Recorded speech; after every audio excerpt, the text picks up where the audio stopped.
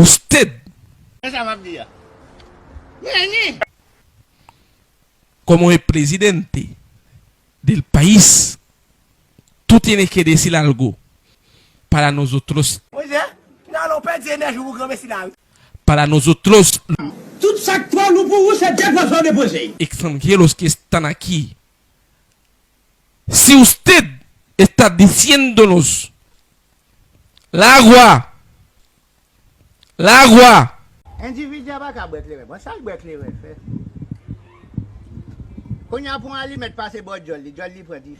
el internet, ¿cómo queremos escucharnos? Queremos escucharte. Quand des verbes se suivent, les seconds se mettent à l'indicatif présent. Decirnos qué vamos a hacer por arriendo, por la casa que estamos arriendar. Usted tienes que decir algo, porque usted es el presidente del país.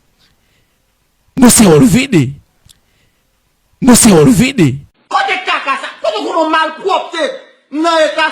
Tú tienes que decir algo para nosotros. Tienes que decir algo para nosotros.